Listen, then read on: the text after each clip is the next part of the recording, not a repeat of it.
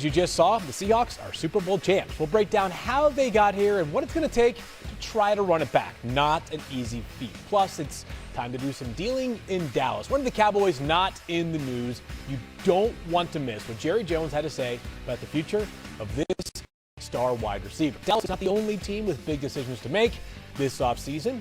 What could Arizona and Miami do with their quarterbacks? Tua Tagovailoa and, of course, Kyler Murray. Dan Graziano is here with everything you need to know. I am Field Yates, and I'm joined by my astute team from left to right, Sam Acho, Tim Hasselbeck, and the aforementioned Dan Graziano. We've got a ton to get to on the second day of the full offseason, but we get started in Las Vegas. As fresh off of a Super Bowl win, Klint Kubiak is ready for his next challenge as the new head coach of the Las Vegas Raiders. Today he was officially introduced, bringing championship pedigree and big plans to Raider Nation. Where you at, Ashton? What's up, dude? You know, man. Very excited about his skill set and what he brings. I got a lot of tape to catch up on, dude, but I saw you play a lot of snaps at Boise. Very excited about his talent, but the thing I would tell him and all his teammates is that it's not just about one guy. We got to get the line on the same page. We got to get our quarterback to get the right run checks. We got to get our receivers to go block for him. All right, so that we can get the play action going. But as soon as our players can realize that it's a team thing, it's not an individual thing, we're going to be successful. I know we have those type of guys in our building right now. Long ways to go, but Kubiak and the Raiders own the top pick in April's NFL draft, and all of us are expecting them to take Heisman Trophy winner and national champion Fernando Mendoza out of Indiana. The franchise will also have around $83 million in projected cap space, that according to our ESPN roster management system. All right, we're bringing Graz now, and of course, Graz, the Raiders are projected to take a quarterback, number one overall, that being Fernando Mendoza. How much do you think that player and the scheme fit with Klint Kubiak factored into this hire? Well, I think a lot. Look, everything's going to revolve around Mendoza, assuming they take him with the first pick. And I can tell you that head coach candidates that interviewed with the Raiders, Mendoza was a topic of conversation, that he was brought up. What do you think of him? How would you coach him, etc.? So that does seem to be the way it is leaning.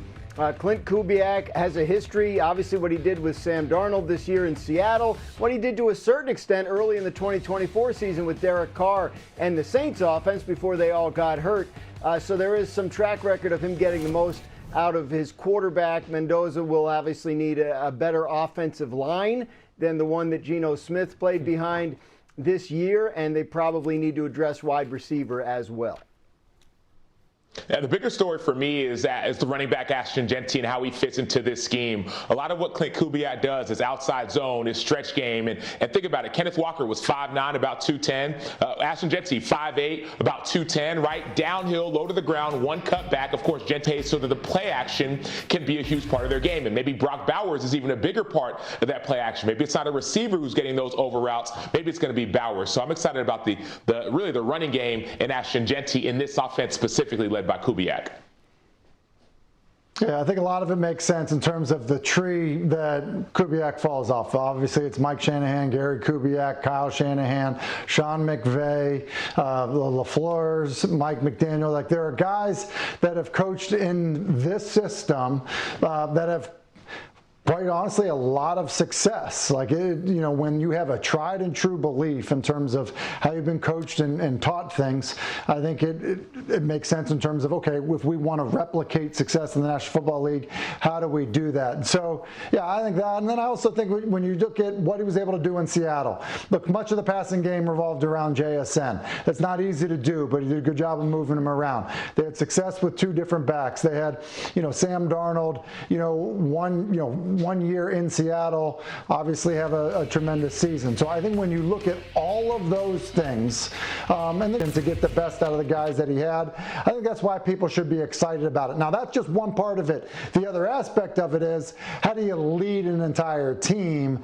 Because it's not just about game planning when you're the head coach. No doubt about it, Tim. But for the first time in, frankly, a long time, it actually feels Like the Raiders have some reason for optimism because they're building on the same track and trajectory as opposed to last offseason where it felt like they made a win-now coaching hire with a roster that was clearly not ready to win now. One of the big offseason storylines in Vegas is not just who they're going to take at quarterback, but also the future of their best player, that being defensive end Max Crosby. Kubiak was asked about Crosby earlier today. I got to drink a cup of coffee with Max this morning. Loved talking ball with him, and look forward to continuing those conversations. I think he was the first one in here this morning working out, so that fired me up. We want him to be a part of our success going forward. And there's no doubt about that. Graz, Kubiak is saying the right things, but what more can you tell us about what's going on there with Max Crosby? Well, there's a lot of chatter around the league field about Max Crosby being upset with the Raiders for the way last season ended. Remember, they put him on injured reserve with a couple of games to go, and he disagreed with that decision, wanted to keep playing. So there may be some relationship repair that has to take place. Max Crosby could make an issue of it, force his way out. He wouldn't be the hardest guy in the world to trade. He's going to make a guaranteed $30 million this year, and the way the Raiders do contracts, with either no signing bonus or minimal signing bonuses, it wouldn't be a big dead money hit to them to trade him, and they could get a lot of picks back to help kickstart their rebuild. But that's a key question. Do they want to keep Max Crosby as a cornerstone piece, and does he want to be there and remain that? Or do you look into the possibility of trading him for a boatload of picks, which could obviously help the Raiders in a number of ways? No doubt about it, Graz. See, as I mentioned, the timeline earlier between the head coach and the GM with a new young quarterback. It is going to be something of a rebuild here for Las Vegas. Perhaps Max Crosby is a part of that. If not, he's going to bring a bunch of draft picks in return. Let's assume Fernando Mendoza does go number 1 overall. He'd be the first quarterback taken by the Raiders in the first round since 2007, when the team, of course, took Jamarcus Russell first overall. They're hopeful for a better outcome this time.